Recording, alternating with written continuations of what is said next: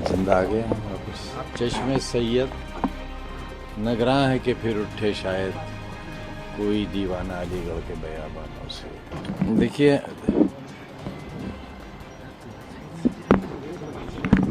मेरी तबाहियों में मेरा अपना हाथ है। हम पर मुकदमे कायम कराने वाले लोगों में कौन लोग हैं?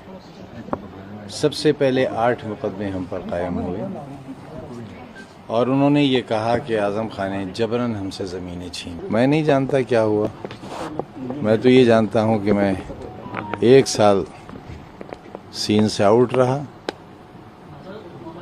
क्योंकि पुलिस कहती थी कि एनकाउंटर हो जाएगा,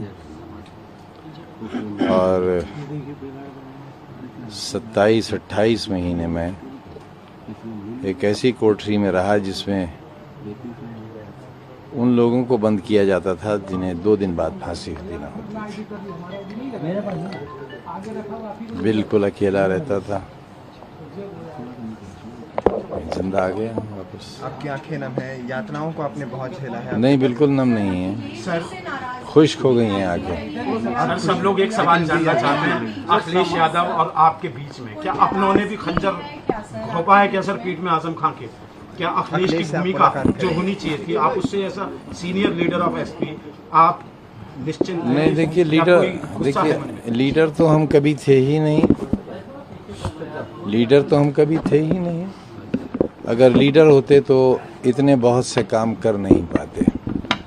अगर लीडर होते तो यूनिवर्सिटी नहीं बना पाते, बच्चों के स्कूल नहीं बना पाते। और आपको ये मालूम होना चाहिए कि मौलाना मोहम्मद अली जौहर ट्रस्ट, जिसका मैं चेयरमैन हूँ, और यूनिवर्सिटी का जिसका मैं चांसलर हूँ, ये नॉन बेनिफिशियरी ऑर्गेनाइजेशन है। हम लोग इसमें देते हैं पैसा, न तो सैलरी लेते हैं, खाना और नाश्ता भी हमारा घर से जाता है, न हम न हमारा कोई सदस्य। हाँ, ये अलग बात कि जब दरोगा जी हमारा बयान लेने के लिए जेल में गए तो उन्होंने बहुत तारीफ करी कि आपने बड़ा अच्छा शहर बनाया है, यूनिवर्सिटी बड़ी अच्छी बनाई है। हमदर्दी जाहिर की और ये भी कहा कि आप जब रामपुर आएँ ज़मानत पर तो कोशिश करिएगा कि भूमिगत रहें। आप पर इतने मुकदमे हैं कि आपका इनकाउंटर भी हो सकता है। तो जब ये थ्रेटनिंग मुझे जेल में मिल सकती है, उसके बाद तो फिर कोई अपना कोई पराया रह ही नहीं जाता। अगला कदम क्या होगा? अगला कदम आपका और शिवपाल का क्या होगा? मायावती जी भी आपकी तारीफ कर रही है।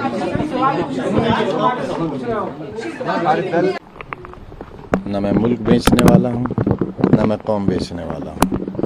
ये मैंने इमरजेंसी के वक्त भी साबित कर दिया था, और 40 साल तक शायद ही पूरे भारतवर्ष में कोई ऐसी मिसाल हो, और शायद अभी तक नहीं है, कि एक ही कॉन्स्टिट्यूंसी से कोई 11 बार जीता हो, और एक बार जब वो जेल में हो तो इतने वोट मिले हों जितने उसे बाहर रहकर भी न मिले हों। अगर पार्लियामेंट के चुनाव में भी धांधली और पुलिस की दादागिरी और डीएम साहब की इनायतें न रही होती तो मैं तकरीबन 3.5 लाख वोट से जीतता। अगर आप बाहर होते तो समाजवादी पार्टी के लिए आपका बाहर रहना सरकार बनाने में कितना सहायक होता? देखिए, ये अगर की बातों पर यकीन इसलिए न करिए कि हम आप सब एक ताकत को मानने वाले हैं, एक सुप्रीम पावर को। यही सब होना था। लीडर ऑफ ऑपोजिशन के लिए आपका नाम क्यों नहीं जाता? आपने सीनियर असेंबली मेंबर। इसलिए कि मैं उससे भी ज्यादा सीनियर हूँ। लेकिन सर, आपके लोगों में नाराजगी है। उन्होंने कहा कि सिर्फ हमारे शरीर से अखिलेश यादव को बदबू आ चुकी है।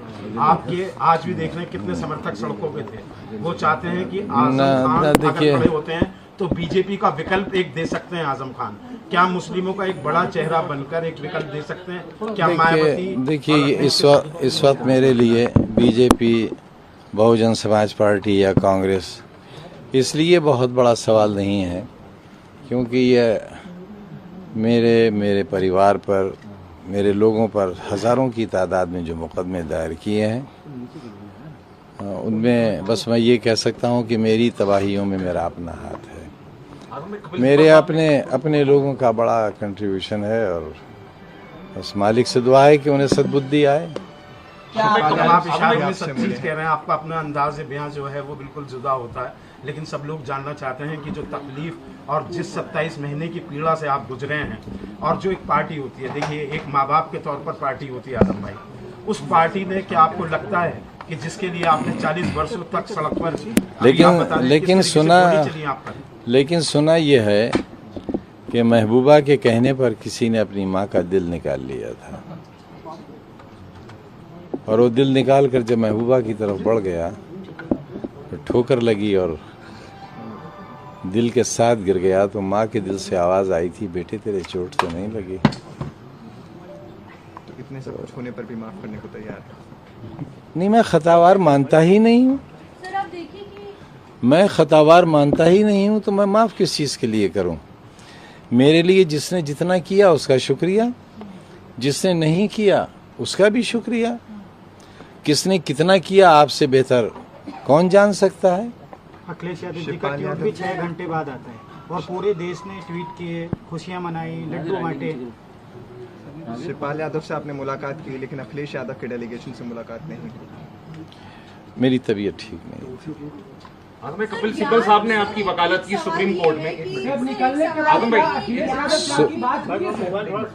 सुप्रीम मेरे पास तकरीबन 3.5 साल से कोई मोबाइल नहीं है, और मैं आपसे सच कहता हूँ मैं मोबाइल चलाना भी भूल गया। आजम भाई, कपिल सिब्बल साहब ने आपकी वकालत की, और क्या अखिलेश इसमें आप यादव उनका और बात कांग्रेस पार्टी का शुक्रिया अदा करेंगे?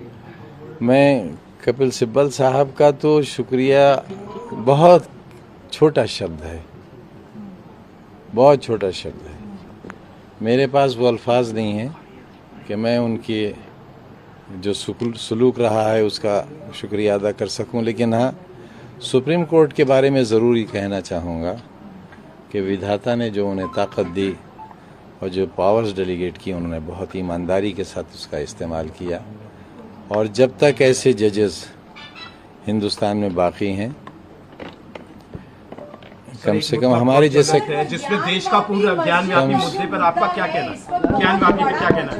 सर बाबरी मस्जिद के बाद ज्ञानवापी मस्जिद पर जो केस चल रहे हैं लगातार सुप्रीम कोर्ट में और बनारस कोर्ट में कि मस्जिद में शिवलिंग मिला है और जो एक दीवार है पूरी मस्जिद की उसको गिराने की भी याचिका वाराणसी कोर्ट में डाली गई है, इस पर क्या कहना चाहेंगे? थोड़ा सा फ़र्क है दोनों चीज़ों में। बाबरी मस्जिद मूवमेंट और बाबरी मस्जिद के केसेस